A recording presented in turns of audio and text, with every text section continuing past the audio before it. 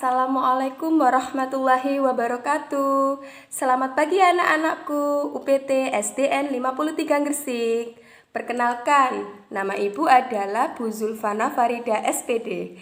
Kalian bisa memanggil ibu Bu Zulfa. Bu Zulfa mengajar kelas 4C dan juga Bu Zulfa merupakan guru UKS di sekolah kalian.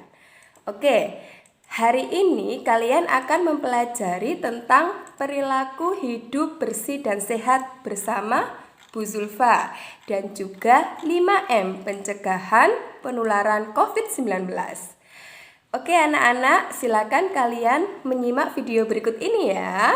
Check it out.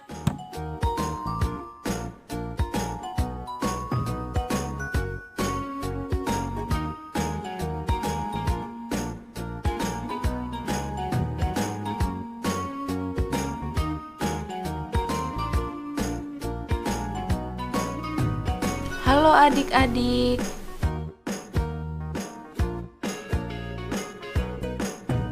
Apakah kamu termasuk murid yang melakukan PHBS?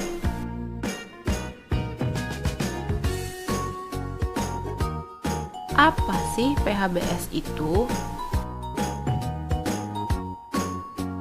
PHBS adalah perilaku hidup bersih dan sehat.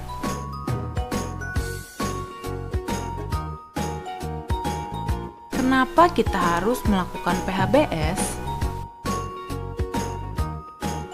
Manfaat melakukan PHBS adalah dapat meningkatkan kesehatan, mencegah penyakit, dan menjadikan lingkungan sehat.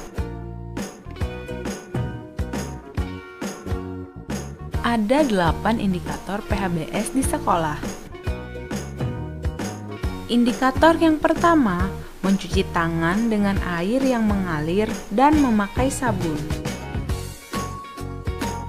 Manfaat mencuci tangan adalah untuk membunuh kuman dan bakteri penyebab penyakit.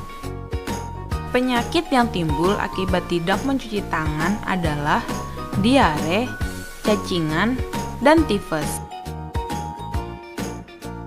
Kapan harus mencuci tangan?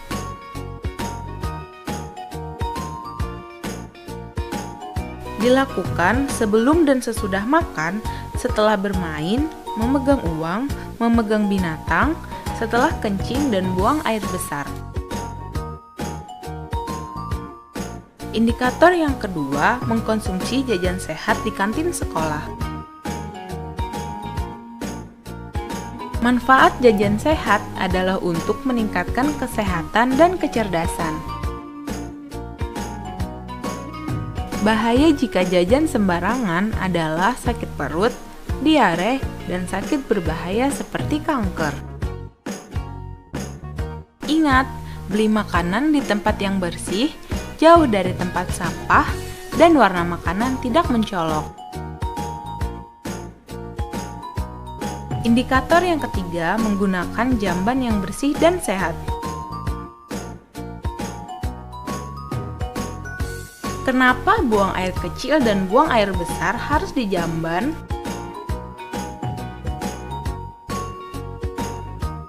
Adalah untuk menjaga lingkungan agar bersih, sehat, dan tidak berbau. Indikator yang keempat, olahraga yang teratur dan terukur. Tujuan olahraga adalah agar tubuh bugar, membantu pertumbuhan dan perkembangan, tidak mudah sakit, dan membuat semangat untuk belajar. Lakukan olahraga sesuai arahan ya, hindari cedera. Indikator yang kelima, memberantas jentik nyamuk. Kenapa jentik nyamuk perlu diberantas?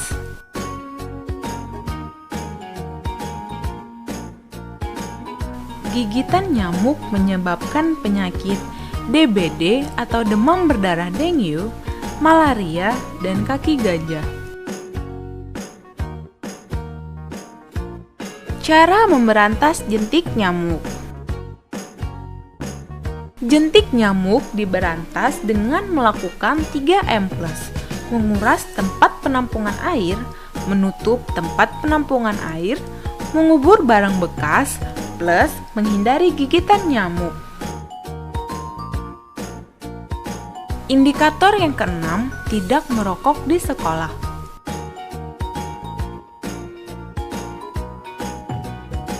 Rokok sama dengan racun. Merokok sangat berbahaya dan dapat menyebabkan kematian.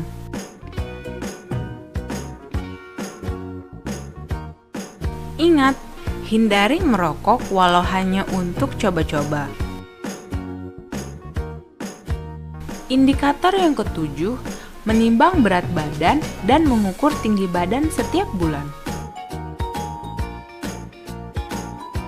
Menimbang berat badan dan mengukur tinggi badan dilakukan secara teratur setiap 6 bulan.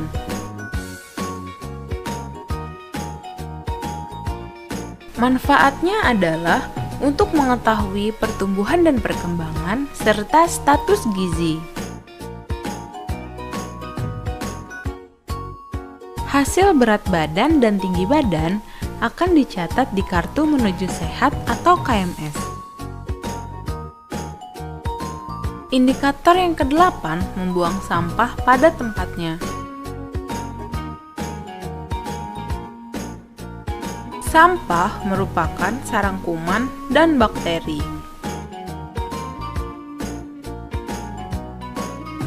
Jenis-jenis sampah yaitu sampah organik, sampah anorganik, dan sampah B3.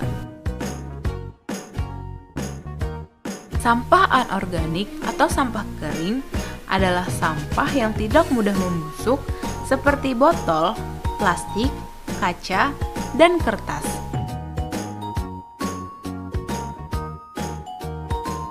Sampah organik atau sampah basah adalah sampah yang dapat diurai. Sampah organik adalah sampah yang mudah membusuk seperti sisa makanan, sayur, dan daun kering. Sampah B3 atau sampah bahan berbahaya dan beracun.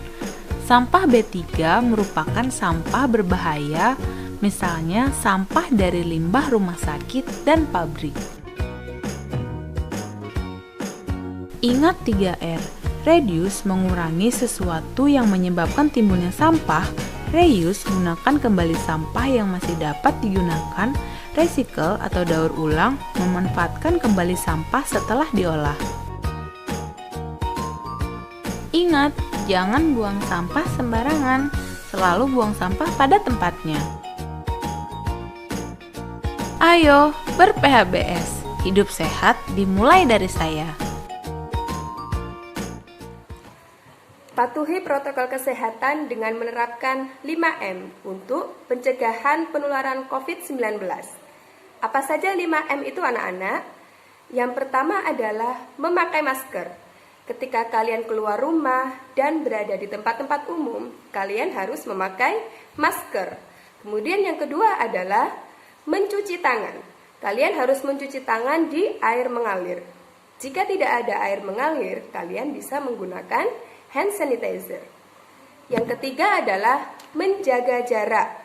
Ketika kalian bertemu, kalian berinteraksi dengan orang lain, dengan teman kalian, meskipun itu keluarga sendiri, kalian harus menjaga jarak 1-2 meter.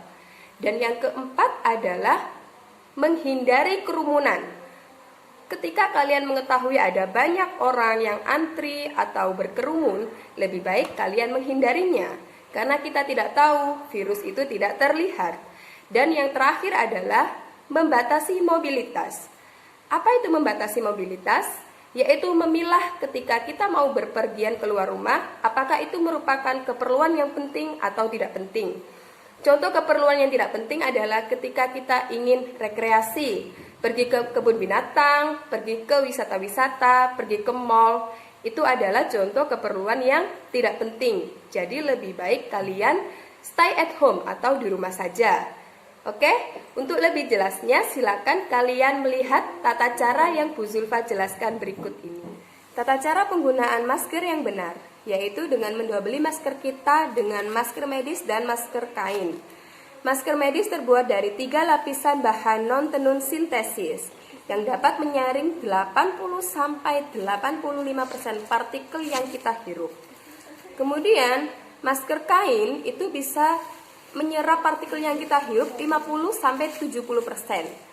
Dan jika digabung, masker medis dan masker kain itu perlindungannya itu dapat ditingkatkan sampai dengan 96,4%. Bagaimana tata cara penggunaannya? Kita menggunakan masker medis dulu. Harus rapat ya. Kemudian kita lapisi dengan masker kain. Ini adalah masker kain milik kita ya, UPT SDN 53 Gresik. Jadi seperti ini. Ini menarik masker medis yang ada di dalamnya ya. Jadi seperti ini penggunaannya. Terima kasih. Sarana cuci tangan kita yang ada di sekolah ya. Cara cuci tangan yang benar itu sudah kita tempel. Ada 9 cara ya. Pertama kita harus membasahi tangan kita dulu. Dibasahi, kemudian kita beri sabun. Kita beri sabun ya. Habis kita beri sabun, kita gosok telapak tangan kita seperti ini. Kita gosok dan kita tumpuk tangan kita secara bergantian seperti ini ya. Setelah itu kita bersihkan ujungnya, kita bersihkan seperti ini. Habis kita bersihkan jempol tangan kita seperti ini. Habis itu kita membersihkannya lagi dengan menggunakan air. Nah, sudah bersih tangannya Bu Guru. Yang keempat adalah menghindari kerumunan. Jika kalian melihat kerumunan di jalan, lebih baik kalian tidak mengikutinya. Kalian harus menghindarinya. Oke?